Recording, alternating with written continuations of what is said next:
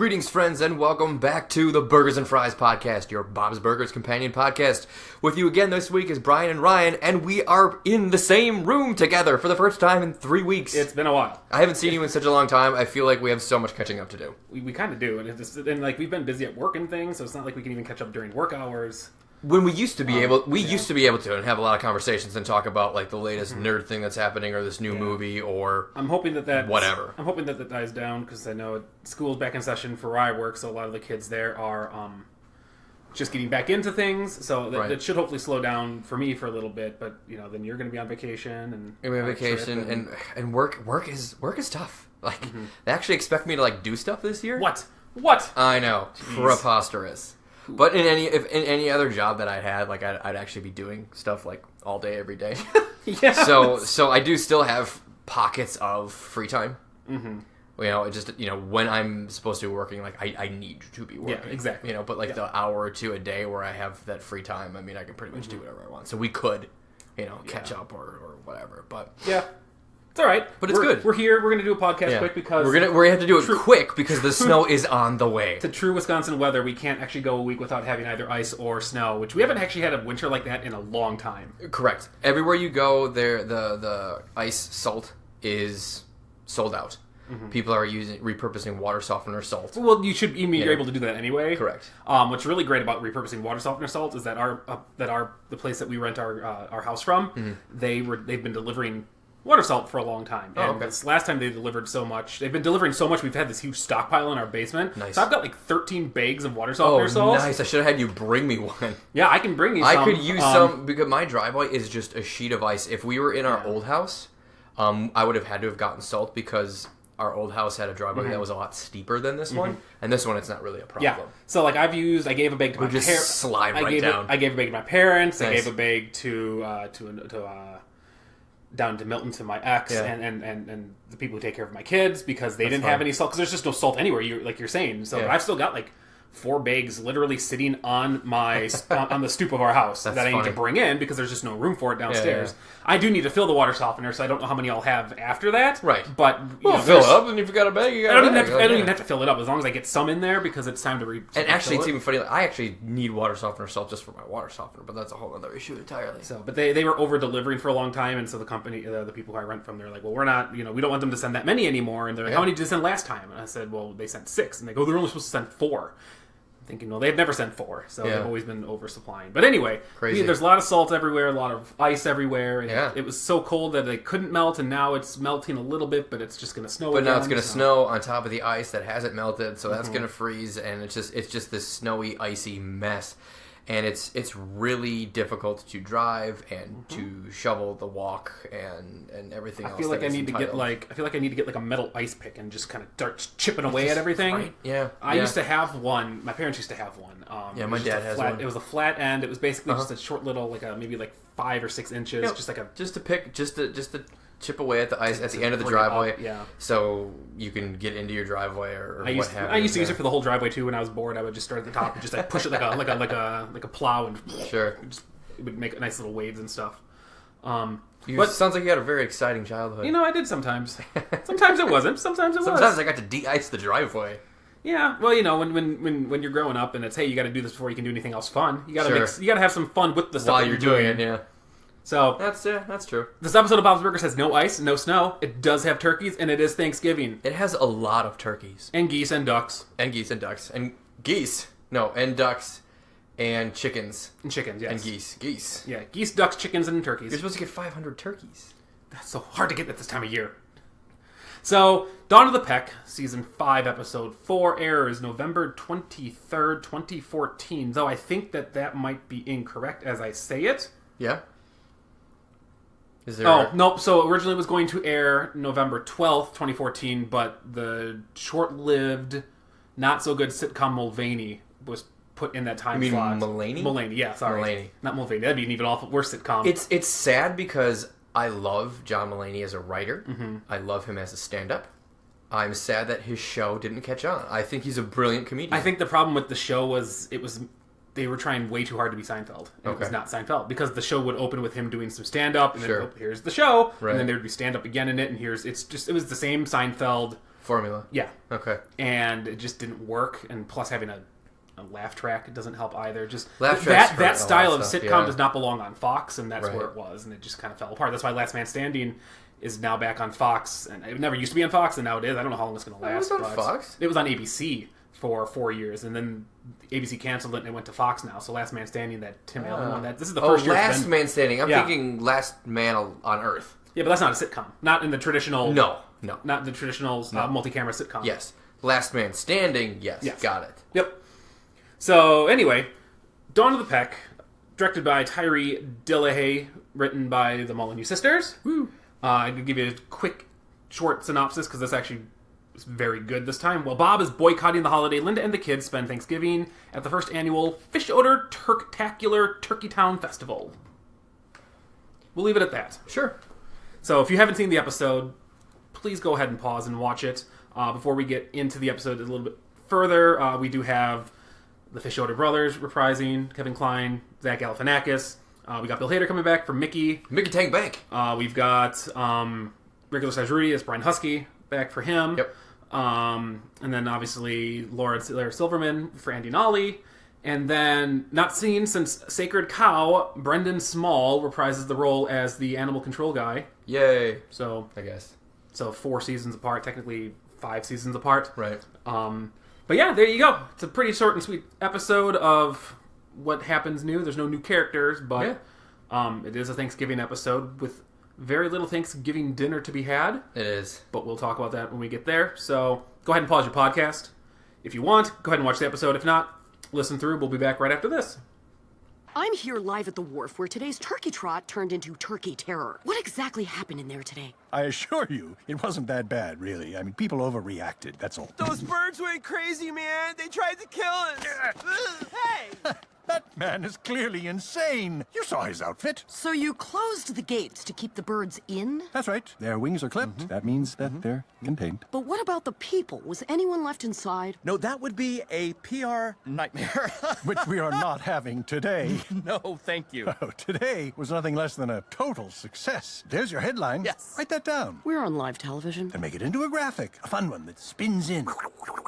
Total success. Yeah. We'll get right on that. Okay. Oh, that went well. Yes, I think it did too. Should we go home for dinner? Yes, I am starving. Yeah. Did everyone get out, by the way? No. Who? I mean, they were screaming when I closed the gate, so I don't think so.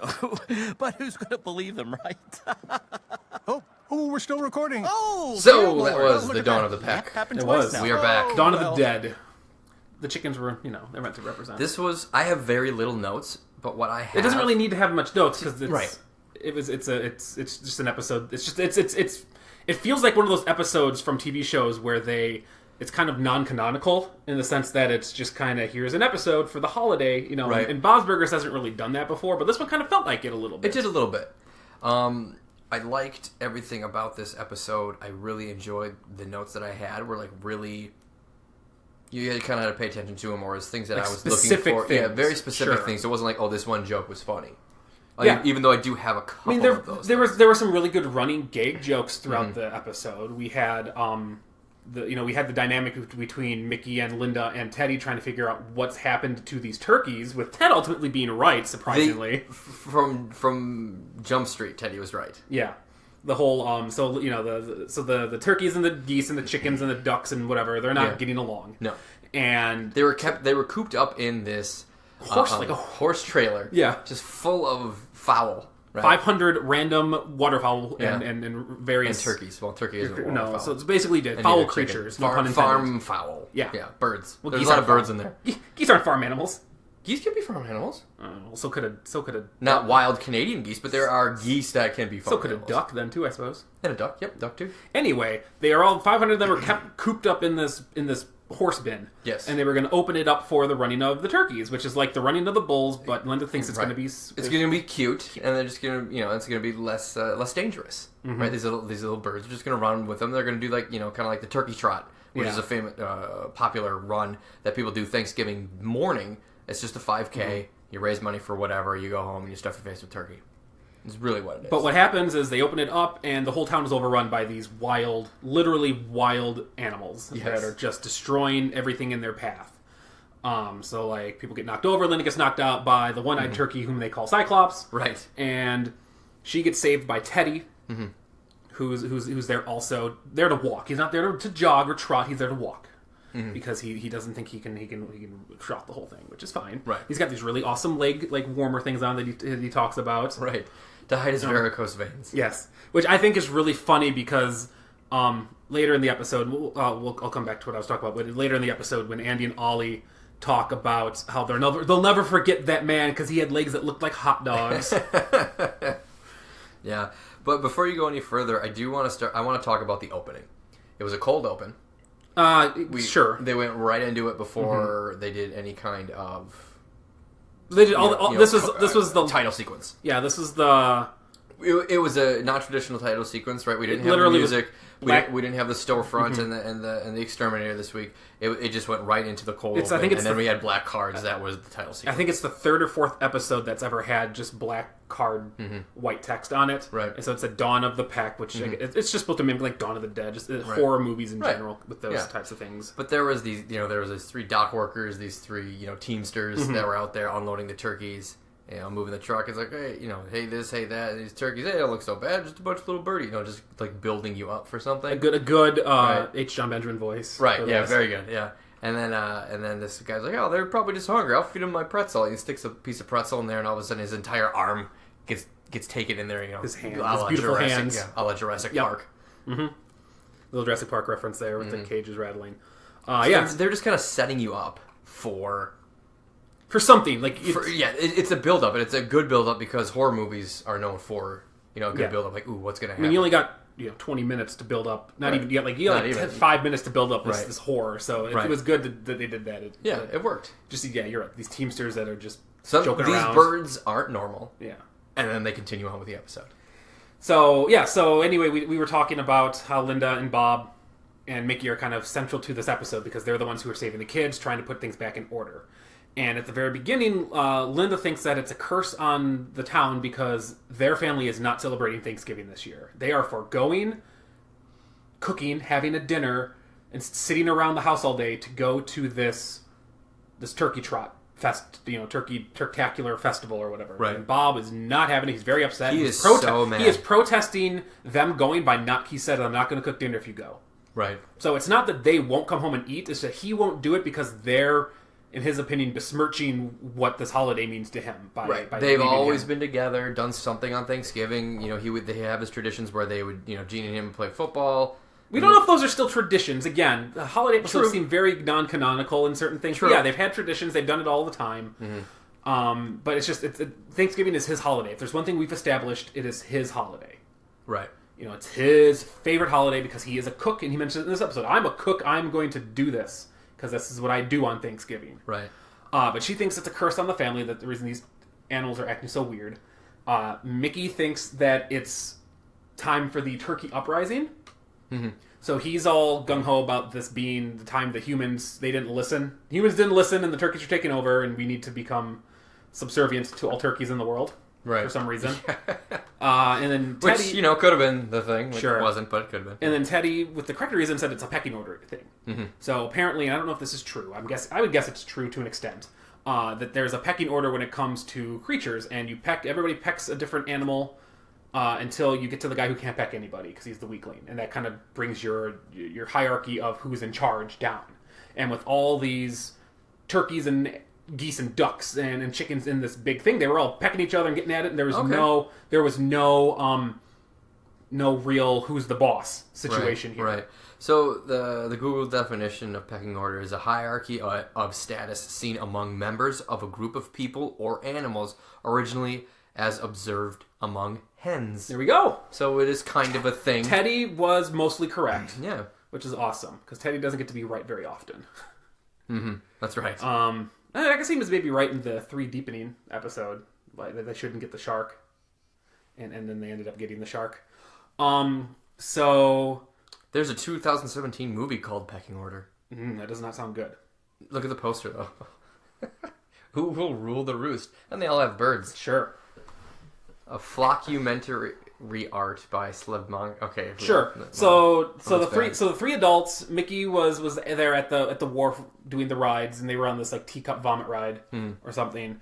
So they have to go save the kids who are on the ride. I think the teacups is probably the closest thing that it's... I mean, like as we said, there's a lot of funny parts in it, but it's a pretty short story. It's the adults save the kids, and then they're all in trouble again because Teddy has to sacrifice himself, and that's where we get the ending. Ollie, I'll never forget you and your hot dog legs. Then he comes back on the tickle machine and takes them all home. But then they realize that Bob's not home, and he left his drunk note to go to the store. And then they go to the store, and Linda realizes that the pecking order is what was real, and ends up saving the day by pecking Cyclops. And then Cyclops pecks the next one, so on and so forth, and they all disperse. That's really... It sounds like I'm just kind of rattling off a short little synopsis, but that literally is all that really happened in the episode.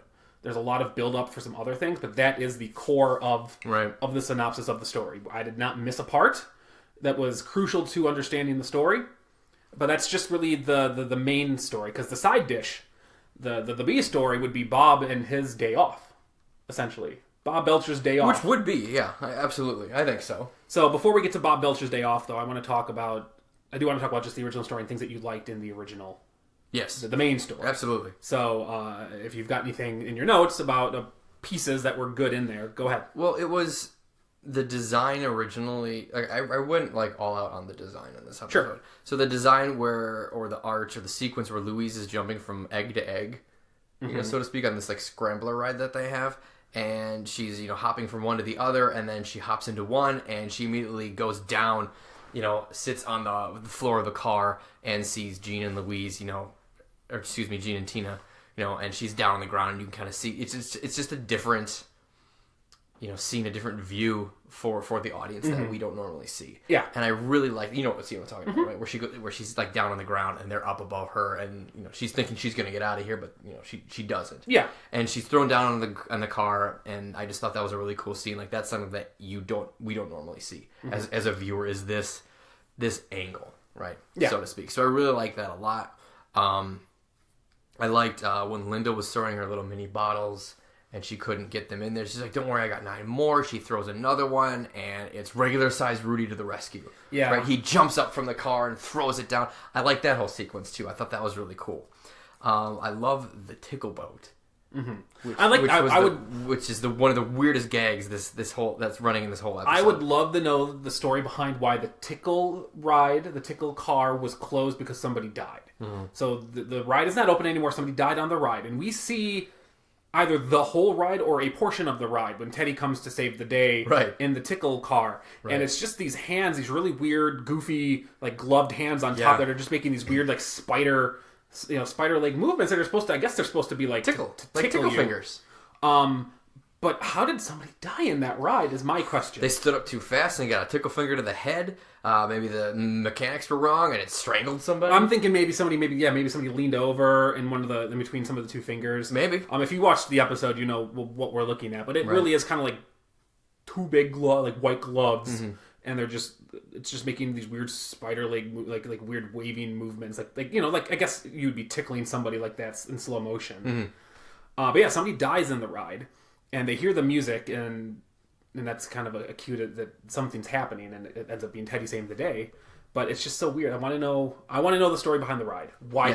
Who died, or how? Not who died. How did they die, or what happened to make this ride close? Right. I want to know what happened too, but at the same time, I'm glad they didn't, because that just makes it more funny that we don't really know what happened. And then, like, when they go pick up Bob at the end in the grocery store, and then they're like, "Come on, let's go in the tickle boat," and then he goes, "The tickle boat that killed that guy? Like, we're going to that same tickle boat? Like, it's a huge." Huge story that everybody in town knows, and I think that's really funny. No, yeah, I like that they don't. I mean, I'm not saying that they needed to tell us. I don't mean that at all. But yeah, they definitely. The fact that it is so vague to the point that we can just make up our own story to it is great. There's not like little hints here. Really funny. We're not having to fill in pieces or anything. It's literally somebody died on the ride. Here's the tickle ride, and then that's it. Is what the hell happened? Did he get run over? Did something else happen? Like, it's definitely. Yeah. I got a picture here. It's actually 4 hands. I only thought it was 2 hands, but it's on both sides. Yeah. No, I thought it was just 2 together, not 1, 2, not 2 parallel. 2 sets. Yeah. 2 sets of hands. Yeah, I see what you're saying. I have other stuff, but it's actually about Bob's day off as well. I do want to say that there are some sequences in here. I haven't written this down.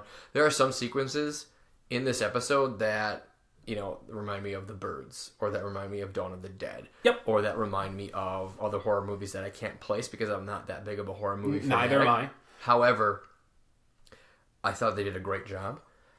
It was eerie at times, especially if you're not a bird person. That Cyclops bird with the one eye, I do have that written down where, like, as soon as he tackled Linda and you saw that he was missing an eye, it's like, wow, like, this is, like, it's kind of freaky. Mm-hmm. I would be scared of that. There's a little bit of horror going on in this episode, and I think they did a really fun job of getting that to the forefront first. Yeah. To kind of give the audience this eerie feeling about what's going on in this episode. Like, it's still fun. We laughed a lot, but there's still some, this fog, so to speak, of, bird murder or bird mayhem that's, kind of enveloped the town. Yep. So I got a couple things. One, speaking of things from other movies, I kind of liked the weird what Reservoir Dogs made famous with the slow motion walking of the three, of the group going forward, where they're all, but they're wearing stuffed animals duct taped to themselves. Yep. I know that. Don't think that's not something that is exclusively Reservoir Dogs, but that is a very common trope now. Right. When there's an action scene about to happen, you got the slow motion walking, and in the background was Donna Summer playing instead of anything, which is really good, which was great. Also, I enjoy when they're hiding from the turkeys, waiting for Teddy to come. They're behind that sign, the Wonder Wharf, like you put your head through, and everybody's in different things. So, like, basically, now I'll show you the picture because I had to pull it up to remember who was where. But like, Jean is in what would look like Louise. Linda's in just a big beefy lifeguard. Tina's in like a really large little fat kid. Louise is like the mermaid. Mickey's in this big bulky guy, and then there's a seal that's Rudy, and then a sunflower that's Andy both Andy and Ollie. Yeah, that was good. So I thought that's good that they thought they could be incognito from doing that. Also, I like that Linda she had names for all 10 of her water bottles, but we only got to know 2 of them. And one of them, Timmy was the last one, little Timmy. And then the first one was Karen. So little Karen was the first one that she threw, and then the last one was Timmy. So her water bottle babies. Jean, Tina, Louise! Hey, wait, is that Mom? Yes, she said my name first. Mom, help! All right, Mickey, turn it off. Can do. Oh, shoot, I threw the key into the ocean. You what? I didn't want the birds to get it. We can't let this technology fall into their hands. Is there another way to turn it off? Wait, there's a drunk operator override switch on the ride. What? All the rides in the park have them, in case the operator gets drunk and goes on the ride, leaving no one to turn it off. Oh, smart. Okay, here we go. Just like turning off a bicycle. Oh, God, I'm gonna barf. Guys, I can do this. Oh, God, so dizzy. Oh, God, this is bad. Oh, nauseous. Seriously? We've been on this thing for a freaking hour and no one's barfed? She ain't even had a snack. Looks like it's up to Mama. Holy moly, this thing cannot be safe for children. But you adults seem to be doing really well with it.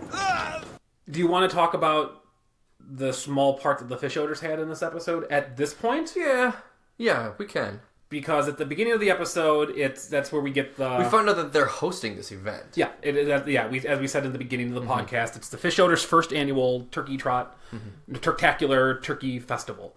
And I don't know why they're putting it on. I assume it's because after the shenanigans from the previous season, if we want to try to make it canonical, they're trying to draw interest back into the wharf. Oh, always.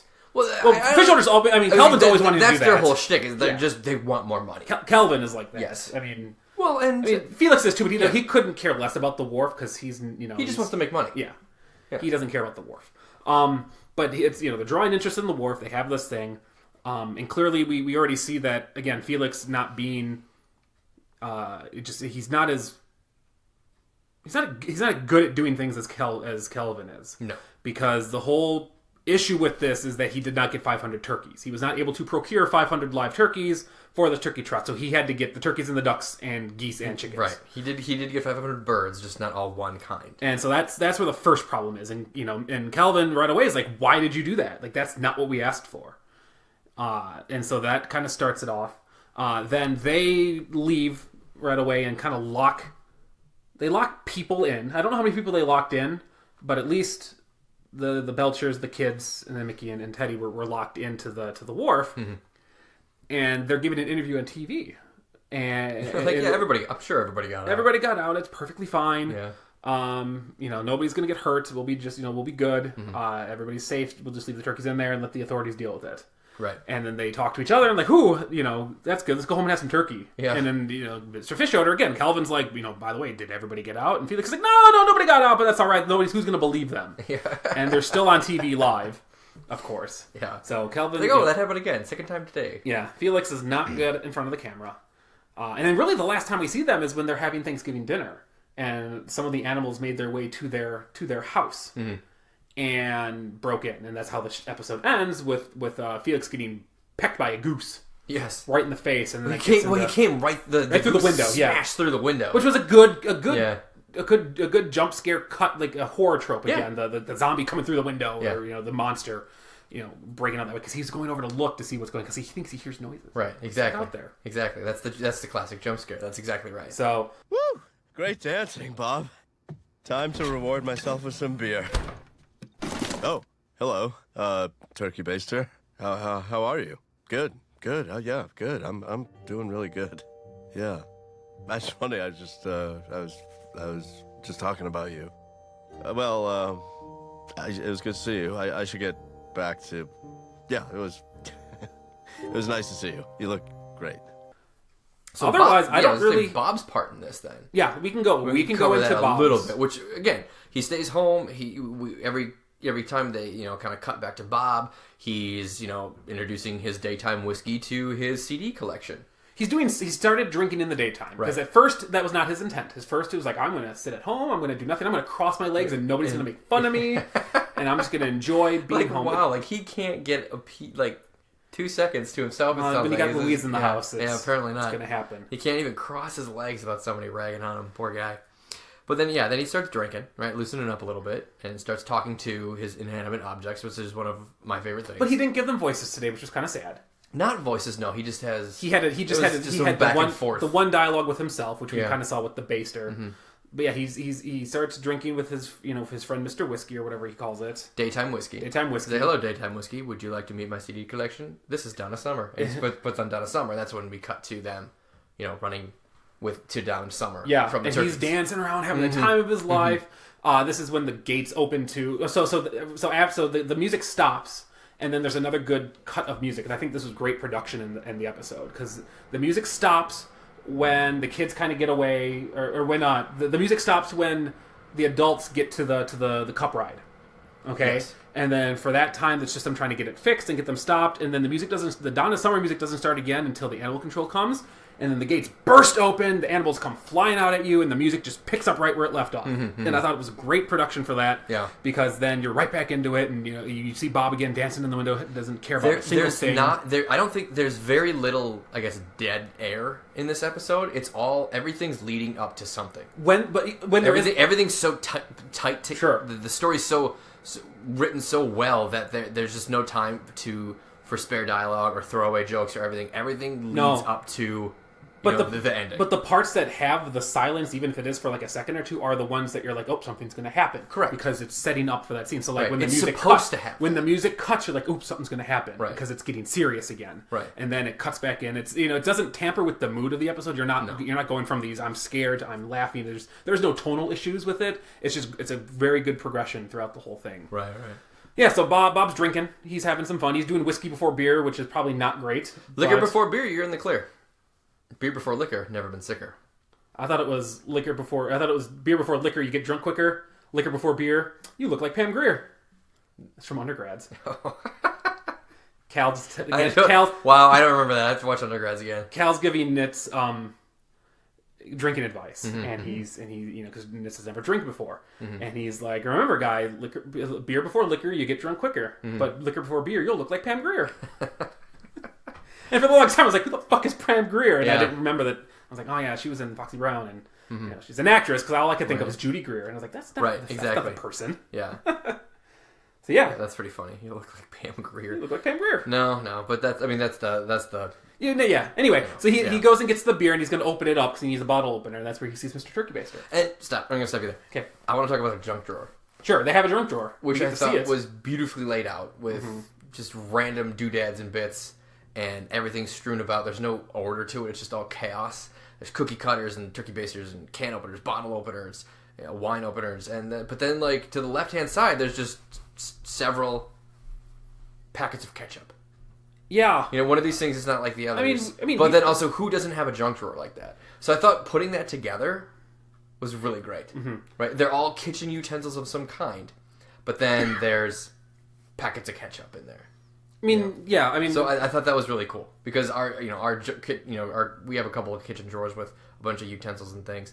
But then sometimes you just collect soy sauce or ketchup, and there's just something that stays in there that should not, that shouldn't be in there. That should go somewhere else. Yeah. So like, I just pulled a picture up real quick of what's in the junk drawer. So it looks like they've got a random brush to like brush an animal. Oh yeah, that is super weird. I didn't catch that. There's a spatula which should not be in there, but it looks like it's broken. I think the spatula. It looks like it's broken. As you can see, there's no handle to it. It's underneath right here. Where? It's underneath. But it's bent. See how it's bent? Oh yeah, well whatever. Maybe broken. Anyway, there's the bottle opener. It's a dual purpose. Well, it's bent opener. up because it's a spatula, but anyway, yeah. Sure. Bottle opener. And then we've got... There's a couple measuring cups, there's a heart-shaped cookie cutter for Valentine's Day, which he uses to make his Valentine's Day. There's a measuring cup. There's a spatula. Looks like maybe some keys or a stopwatch? That looks like a thermometer. Oh, yeah, a meat thermometer. Got it. And then I don't know what this is. Oh, garlic press down here. Yep, garlic press there. That I don't know. Oh, it's got like a little pink thing. Yeah, I don't know what that is. It looks like an air pump. It does look like an air pump a little bit. And there's a ladle. There's the handle for the ladle right here. Yep. And then there's another random handle, and then the ketchup packets. Yeah, a lot of ketchup packets. Like a mustard packet there, and then there's Mr. Turkey Baster. Yeah. And then I don't know what this is. Brown thing in the middle here. It could be a wallet. Yeah, but it's a wonderful junk drawer. Yeah, I mean, it's really great. If I get it, yeah. Fun story, and yet also kind of gross at the same time. We used to have a junk drawer that was full of this stuff, but then in our house we had a mouse infestation. Oh. And they found their way through the wall up to the drawer and ate all of our packets. In the house that you have currently? Mm-hmm. Oh, man. When did this happen? Like 3 or 4 months ago. Oh, man. This is the first I'm hearing about it? Yeah, well, it happened like right around Thanksgiving. Oh, wow. Okay, so it's just been so busy. And I haven't seen you for like a month. So we cleaned it up. We got some trash. We killed the mice that were in there, the ones that we could find. But they did a number. They found a sunflower seed packet that I had saved for baseball. And so there's like a nest of sunflower seeds. I was like, yeah, they ate well, but they we got them. But yeah, we had to clean out our junk drawer and we had to organize it finally. But it gave us a good reason to get rid of the 800 hot sauce mustard packets that we had saved up because we weren't using them. We had that happen to us too, where the mouse was finding its way in through outside of the house. It came in and would just like find little crumbs and things. But the weird thing is we have a dog, and the dog didn't know that the mouse was in there. I'm like, Charlie, what do you do all day that you don't go over? Yeah, and notice that there's a mouse in the house. Now I know it was a little bit colder in the fall, and we used to have we should have known that we were going to have mice because there was a lot. Did I ever tell you about the hawk that perched like on our patio for like a week? No. So like there was a hawk that was perched on our patio for a week that would just not move. Like even if we would like slam in the windows and stuff, it would just be like, "Fuck you, I'm not moving." Awesome. And there was a baby hawk, so we knew that it was training the baby hawk to move, but it was there, and we were like, oh, there must be mice out there or something. And sure. Oh, well, in that open field, I'm sure there's all kind of rodents. Yeah, and the neighbor used to have 2 large dogs that were always outside, so I'm guessing the mice stayed away, but then they moved. All kinds of vermin, yeah. And so now they're like, oh, I guess we can come in now. Sure. So, yeah, we did some preventative measures after that. But yeah, our junk drawer does not look like that anymore, but it's great that Bob has a cool junk drawer that we were able to check analyze. No mice in that one. No, but we don't know. I don't know. I guess they would have had the mice taken out. We've seen the exterminator come how many times now? Yeah, that's true. But no, so he has this dialogue with the turkey baster, and he's talking like it's an ex-girlfriend or like an ex-partner. Yeah, he's like, "How's it going? Oh, it's good, huh? Yeah, it was nice seeing you. I guess I'm gonna get going now." And then for some reason he can't shut the drawer. He didn't even take anything out, and he can't shut the drawer, which I think was kind of funny. And so then he takes the turkey baster out, and he kind of starts breaking down a little bit. And he's like, that's classic you, turkey baster, making me feel bad about all this. Do you think that I wanted to not have Thanksgiving? It wasn't my idea. He's going through this like grief cycle of things. And he's also drunk, but that's why he's doing it with the turkey baster. He's going through this grief cycle. It's not my fault, it's your fault. Oh, I'm so sad. And then he accepts it, and he's like, no, we're going to do it. He's on the ground. He's like, get up. I can't. I'm so drunk right now. I'm dizzy. I'm so dizzy. Yeah. Like, he was really Really having a good time with that daytime. And he can't hear the sirens outside because as this is happening, there's sirens outside. The cops like stay inside. Well, he's got Donna Summer. He did, but this is after. Like when he comes out. Oh, but then he goes downstairs to try and go and like there's still an hour left. We can make it. And he's walking across the street with the turkey baster. He's like, man, yeah. And I wrote it down. And then he has one of the best lines. He's like, "This is fun, just the two of us. We should go on more walks together." He's just talking to the turkey baster. So he goes, and these people are swerving and speeding out of the way. And he's like, man, that guy must have been drunk. But like, there's this turkey in the car attacking him. It plays off a really good trope. It feels like Shaun of the Dead. Yes, I was just going to say that. It feels like Shaun of the Dead making fun of the tropes of movies. Like, it's funny, but yet it's still kind of like, oh my god, there was a turkey driving that car. Right. But then he gets to the grocery store, and there's nobody in the grocery store. Yeah. And so then he walks back and grabs a turkey, and turns around, and there's Cyclops. Yeah. At the there. He's like, oh, hey. He was already dead when I got here. Yeah. Just like... And he starts running. Very smooth, Bob. And they all came in on the tickle boat, right? Teddy driving with Mickey, Linda, and the kids. Mm-hmm. And, Bob comes running around the corner, this way. And then they all, kind of get cornered by these birds. Mm-hmm. And Linda just, and they all say their reasons again. They all go down the reasons. We didn't go to Thanksgiving, and now the spirit of Thanksgiving is attacking us. And Bob's like, yeah, that makes sense. And then Bob and Teddy's like, no, it's the pecking order. You know what happened?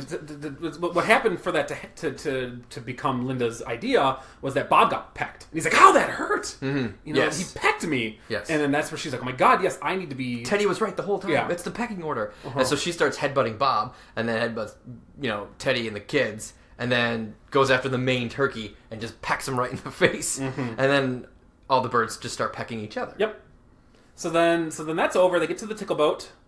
And then they go back home to have Thanksgiving because Bob's going to cook Thanksgiving. And he ends up cooking Thanksgiving. I don't know how long it took him because that was really quick. Mm-hmm. Or maybe it was still early in the day just because the turkey trot didn't go. See, what I was going to ask you is how long does it take to make a turkey? I've never had 7-8 hours. Okay. It can take. Okay. So they could be eating at midnight? He might be doing it better. He may have perfected how to do it quicker, but it's usually like there's like an X amount of minutes per pound of turkey that you have to do. Right. So depending on the size of the turkey that he got, it could have taken shorter time. And plus, he didn't prepare. Like he had to, you know how he is from the previous year's episode where he tries these different things to try to make them taste better and whatnot. This year, maybe he just did a traditional turkey. He just maybe did something quick, maybe, and he got it done. And all they had was turkey. I didn't see. He didn't say the store was going to close, but we don't know if it's going to close at 6 at night or is it going to close at 11 a.m. It could have been 3. It could have been 2. Right. Yeah. Where he had enough time to cook his turkey. So anyway, he cooks a turkey magically somehow, and they all sit down and none of them want turkey. But here's the best part of the episode. Wait, no one wants turkey? Not so much. Never, appropriate. ever again. I can still smell them, Bob. They're inside my mind nose. I'll make spaghetti. Yeah! I can't have pasta, but I'll eat a bowl of sauce. I'll make sauce. Fine, I'm putting on Donna Summer, though. Who's Donna Summer? Oh, Rudy, you are gonna love her. If you remember early in the episode, they're all on the teacups, and Andy and Ollie are on there, and then Rico says Rudy's also on there. And the whole reason he's on the teacups is because he already had one dinner-ish. So I guess it was lunchtime. He said, since my parents are divorced, I get 2 dinners, so I'm trying to make myself throw so up he's breakfast. already had one. Oh, he had breakfast, yeah. So he's already there trying to throw up. He, for some reason, is still with the Belchers at the end of the day. He missed both Thanksgivings. He's at the table with the Belchers ready to have Thanksgiving dinner. That's good Which catch. is great. And then nobody wants the turkey, so Linda's like, I'm going to make spaghetti. Does anybody want spaghetti? And Rudy, bless his soul, the kindest guy ever, he's like, I can't have spaghetti, but I'd like to have some... I can't have noodles, but I'll have some sauce. I'll have some spaghetti sauce. And Linda's like, I'll make some sauce. I'll make some sauce. Yeah. And her happy. Of course I'll make it.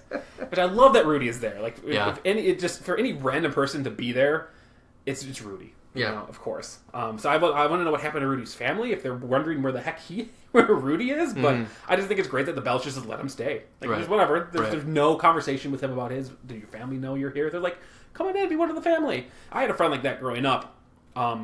That we would always just hang out at their house. I think I've told the story in the podcast before. We would just be in and out all the time, and their mom, his mom, was an angel, and just like, yeah, come on in. You don't even have to knock. Don't have to do. Just come on in, say hi, and go about your day. Like, it was literally like a boarding house for like summers. So I feel like that's what the Belchers kind of are in this situation. It just kind of reminds me, they're very homely, and Linda's of course going to let people stay over, especially when they're friends of the kids. Yeah, and Rudy's not a bad kid, in the slightest. No. She has no problems with him, and the kids like hanging out with Rudy now after they've met him, and we've met him a season ago. Yeah, so good. But yeah, that is literally Dawn of the Peck. It is a nice a nice, easy episode to watch while you are gorging on Thanksgiving turkey. I think it's a great episode. That's really the episode. I don't think I have anything else. It's very straightforward. It seemed like a very fast episode, even though it was a normal runtime. Yeah, and I think again it helps that there wasn't an intro. There was not a lot of waste in this episode. It was very tight, and it was very succinct. Yep. I have no trivia that I didn't already mention with this. Okay. Teddy knocks over a Tropicool snow cone stand with the tickle boat, which is the same brand of snow cones that Sally the snow cone lady sells in the Ambergris episode. Oh. I guess there's a little extra world building that I didn't catch, but that's kind of neat. Otherwise, I don't have anything else. I think that we've come across everything. There was the only special episode fun part to this episode, other than having a cold open, which we don't get there very often, which I think that counts as like a special episode fun bit, was then the end credit sequence was Bob singing "Love Is in Control" from Donna Summer, because of course this whole episode had Donna Summer. I'm surprised that they got I shouldn't say surprised. I was genuinely pleased that they got the licensing for the Donna Summer episode in the episode. For the song. Yeah. I think that was great. You don't often hear real songs in this world. And this is kind of that weird world blending of this is a fictional place in this world that we have because Donna Summer's real. So we have that. But I just thought it was great that they got that song and they played it and it was her singing it. It was the original recording of that song. I thought it was great. It wasn't as much as I love the Bob's Burgers songs and the way that they sing them, I think it was great to have the actual song play for it. Right. And that reminded me of Don't Stop Me Now, Queen, Shaun of the Dead again. Because it's a poppy song from the 70s, early 80s, and something's going on that's funny, but it's going along to the beat of the music. So yeah, I think that I don't have anything else for this episode. No, nothing that I want to talk about now. I can talk about it when we do our episode wrap-up. Sure. So let's go ahead. We're going to pause again. We're going to count some numbers, and we'll get back to you when we are done.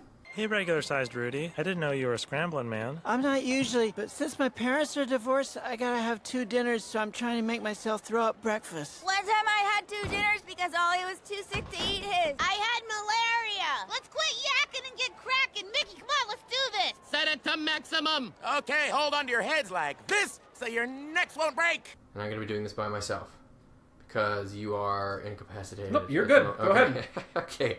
3, 2, 1, go! All right, so we got the episode fun bits. What we're going to do this time is we're going to count the cold open and the exit, the end credits, because that kind of is still like episode fun bits. We don't get a cold open all the time. So I gave it an 8. It's very fun for a cold open to have the cold open and the end credits. I love when there's always singing and movement that's not normal for that. So I gave it an 8. Yeah, I gave it a 9. I really liked the cold open. I thought it was it set up the tone of the episode wonderfully, and I loved Bob singing Donna Summer at the end, so I gave it a 9. Story, I gave a 9. Yep. Like we had talked about, it feels like a very short story, but there's so much that goes on in it, and nothing was wasted. Everything felt so good in this episode, so I gave that a 9. I also gave it a 9. It's too late now. I should have given it a 10. I really liked how too late now. How tight everything was. Yeah, so I gave it a 9. Yeah, humor I give it an 8.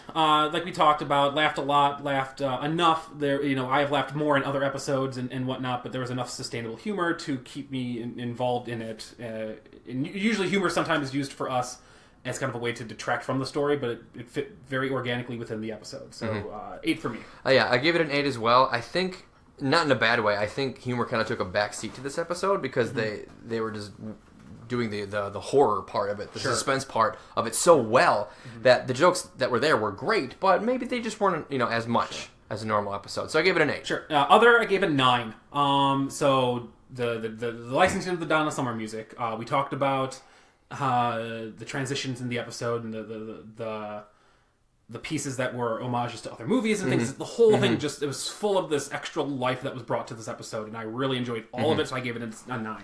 See, I loved everything about this episode, but one thing that really bothered me, and I gave it a 7 in the other, and this is why, is when everybody gets up to leave to go to that turkey festival, the kids leave all of their cereal bowls on the kitchen counter, and they're all full of cereal. Wasteful. 7 for wastefulness. 7 for wastefulness, or the artist forgot to clean their cereal bowls when they were done eating. And also, have your kids take care of the dishes, put the dishes away before they leave the table. Just gonna say. Yeah. That's just me. So they get a 7 for that. Sure. So in another ironically rare twist of our episodes, we both had 8.5s. Woo! Did we really? Yeah. Oh. Because you had 1 point different in the episode fun bits, which is percent, then we had 1% different with 2 points, so 8.5 for both of us. All right, nice, I'll take it. Which makes it a pretty good, highly rated episode. I don't have the whole thing up, it doesn't really matter anymore. But it's again, we had a pretty good start to season 5. Okay. We've had only one. I think we've only had one episode in season 5 so far of the 4 we've reviewed that hasn't been 8 or higher. Well, it's because season 5 is pretty awesome. It's been really good. Like season 3 thus far. Season 3 has always been considered for us so far has been like the best season, and season 5 is definitely giving that a run for its money at this present moment. That's right. It's the show always gets better, and not every show is consistently good with all of its episodes. We've come to terms with that many a time. Yeah, but, absolutely. But we're off to a great start. Since season 4 left off, we're starting season 5 very strong. I feel with the 4 that we've watched. Next week will be the 5th episode. Best Burger, and that's the episode with That's the episode where they make the burger with the black garlic, which I still have not found black garlic anywhere in this damn city. Oh yeah, okay. Like I want to make the bet it all on black garlic burger. Yes, and I cannot find black garlic. It's probably really expensive. It is, and I've looked it up online, and you can order it online, but I don't want to order it online. Right. So I've gone to like Willie's Co-op, I've gone to Whole Foods, I've gone to Trader Joe's. It is nowhere specialty at all. Yeah, so that's too bad. I just can't wait till it's grilling season again, so we can get out there and start making some burgers. Yeah. Now that'd be a blast. So those will be delish. I think that's going to do it for us. Don't forget to check us out on Twitter and Instagram at Burgers Fries Pod. You can check us out on Patreon as well, Burgers and Fries. We are there to just do more of a podcast life. I think that's going to do it. I think we're hoping to be together for the next podcast. I don't think that's going to be possible.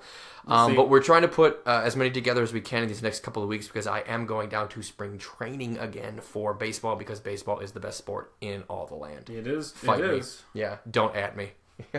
they could still at you. It's not going to mean anything. Baseball is definitely change my mind. A good sport. I'm not going this year. We've got other stuff that we're planning that Sarah and I are trying to plan to do, and so it's just. This was a very last minute impromptu. I remember you talking about like. I thought I was because you're going to be doing work down there too, which is great. I was trying to, and that fell through, unfortunately. What jerks? Yeah, that's something we can have a conversation off mic about that one. It was frustrating. Anyway, Patreon, Patreon.com/burgers and fries. That's the one. That's going to be a place where you can get some more of our stuff. Come support us if you like us. There are plenty of things that we want to do. We just need to get time for it. So hopefully it starts to slow down so we can do it. We got some, we want time, man. It's the time. We want to stream. We barely have time to do one of these. We want to stream games. We want to talk extra burger bites. You know what would be great if we were still in college doing this. Oh my god, yeah. Well, and here's the problem: is we were not Bob's Burgers fans, nor was it a show when we were in college. Nor was streaming a thing in college. No, it was very, very rarely was it a thing. But there was no Bob's Burgers. I mean, Bob's Burgers started in 2011. That's right. We were not in college in 2011. No, we were not. So that's going to do it for us here at the Burgers and Fries podcast. I'm Brian. I'm Ryan. Don't you tell me no lies.